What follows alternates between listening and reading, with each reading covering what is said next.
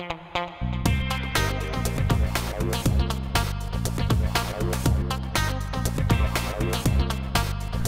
back. Today we're talking with Felix Zuniga and Dr. Louie Rodriguez, who are involved with the CSUSB LEAD project.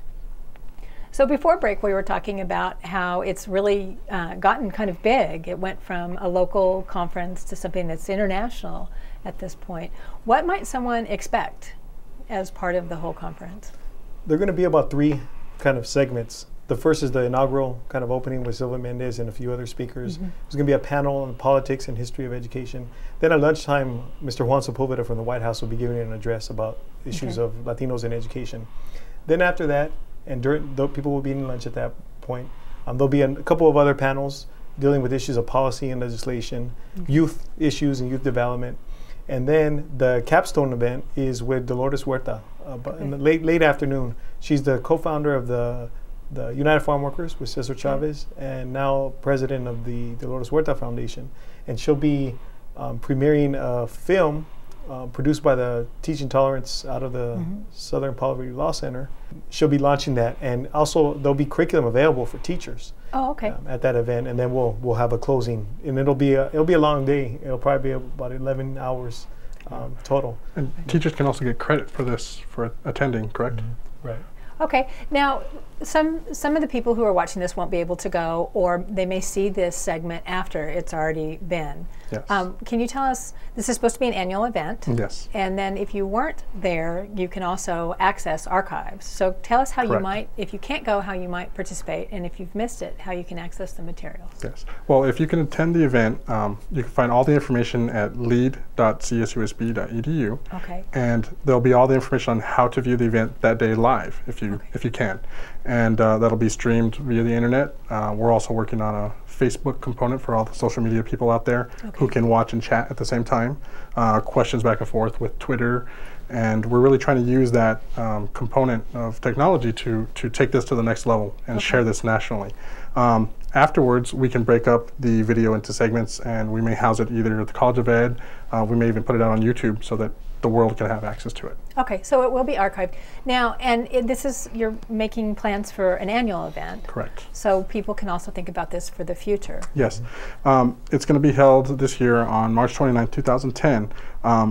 Other years, we're looking to do the same week. Actually, local California Assembly member Wilmer Amina Carter is working to make it Latino Education Advocacy Week, which will be the last week of March, where we could hold advocacy events all week. So it would coincide with Cesar Chavez Correct. Day? Okay, Correct. so that's the point of it all. The holiday. Yes. Now, what are some other ways that people can get involved with this if they're interested? Well, you know, there's plenty of ways. You know, you don't have to be a professor. You don't have to be a technologist, but you know, you can attend the event. There's going to be exhibitors, you know, bookstores, artists, music coming in that day. But just getting involved in your local communities is the most important thing you can do. Sharing with others what's going on, and you know, looking for whatever information you can to help out with the cause. Well, let's say somebody is inspired by this, and it's like with you, they're very interested in helping. What are some things that they can do in their community? I would say try to attend the event, especially if you're local. If you're a student, if you're a college student interested in learning more about the issues, if you're a teacher, if you're an administrator, a counselor, if you're a parent, if you're working in a community in some capacity. I think the idea is to bring people together and really network and learn from each other, and really exchange business cards, exchange ideas, and kind of connect with people that might be right down the street and have the same interests. Did we mention that this is free?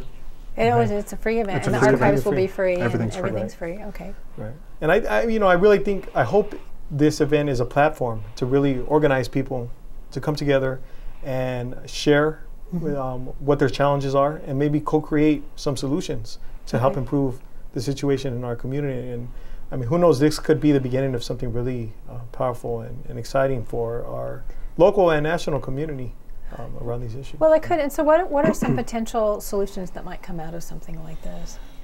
I think really seeing the significance between, and the connection between institutions, across institutions.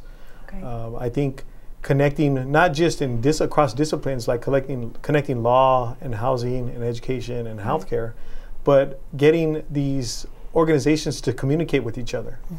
I think that's one thing that's missing, and I think we need to think in a 21st century kind of way, in the challenges that are facing our community. It can't just be about education. It can't just be about housing or getting people jobs. I think it's really about a host of different, of all of those things coming together and making sure that people do have jobs, they do have health care, they do have access to a good education, so we can get people moving upwards in society and out of poverty. Exactly. One of the key things I think we're looking to do is not just have a conference where the same people are talking to each other, you know, doctors to doctors or administrators to administrators.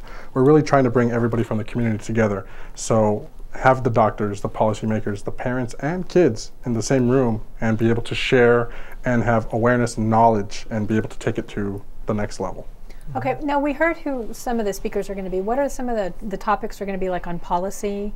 Why would someone who works at a regular job be interested in a discussion on policy? A lot of times teachers, especially teachers and even administrators, are so caught up in the day-to-day kind of hustle of school life and navigating the budget and dealing with, you know, various matters, compliance issues and testing and things like that, that they often don't get a chance to kind of step back and think about the kind of context and the history of why we've come to where we are today.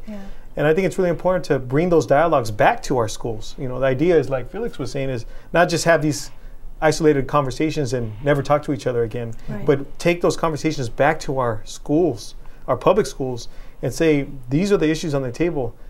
You know, how can we incorporate these into our daily work here with students? How can we talk about Mendez with our high school kids or middle school kids or elementary school kids? How can we use the United Farm Workers, the history of the Great Boycott or the work of Dolores Huerta in our classrooms? You know, I think that's really key. And I challenge people to use technology. You know, all you need is a camera and the internet, and you can put everything out on the web. You know, so that this conversation doesn't just stay in this room. I may leave more enlightened, but it doesn't do anything to help our community. So take advantage of the things that are out there, and kids, you know, especially the high school students, we encourage them to ask questions, put it on YouTube, and send it to us, and we'll play them the day of the conference and get you to talk to those people who are making decisions regarding your education. It sounds great. Before we end, I'd like for you one more time to tell the viewers where they can find information on the conference. We're housed at Cal State San Bernardino, but you can find us at our website, which is LEAD, LEAD.CSUSB.edu. Great. Thank you very much.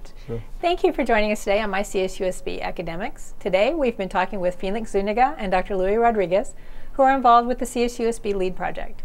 My name is Risa Dickson. See you next time.